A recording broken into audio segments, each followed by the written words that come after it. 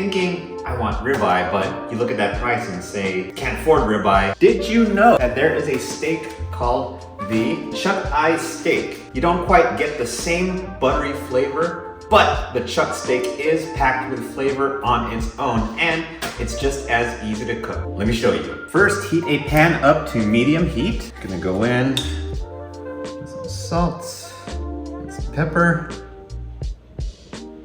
Add it in there, all nicey nice. Flip it over, repeat your seasoning.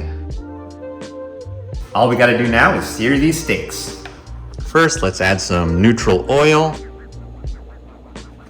That's about less than half a teaspoon. Give that a nice swirl around. Add our steaks. We're gonna go ahead and flip these every minute or so. All right, it's been a minute, so I'll go ahead and give these steaks a flip.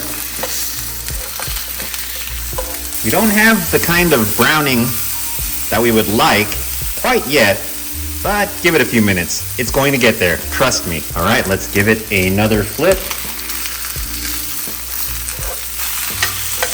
And so on and so forth.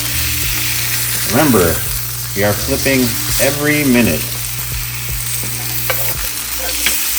The key here is to cook these steaks long enough so that they get to the desired internal temperature or doneness.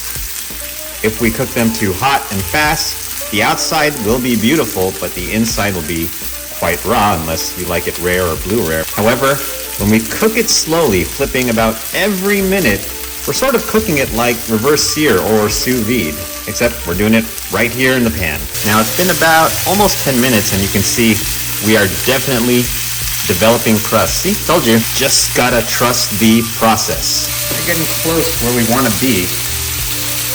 So I'm gonna stop flipping these, and what I'm gonna do now is I'm going to add some butter, because we want to start butter basting these bad boys.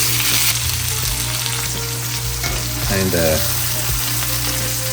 move them up towards the top of the pan, and with this beautiful butter, literally just start basting your steaks.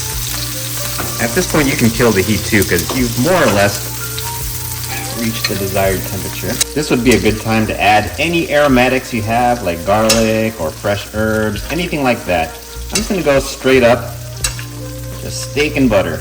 See how beautiful that browned butter is making these steaks. These are going to be absolutely delicious. Now all that's left is to evacuate your steaks. And we're gonna let these rest for about 5 minutes. Left to do after 5 minutes is to remove any thermometers. And then let's see how we're looking on the inside. Ah, beautiful. A perfectly cooked steak. Keep the slices pretty thick. Let's give this steak a try.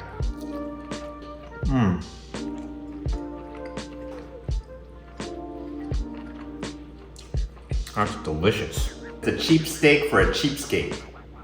YFP out.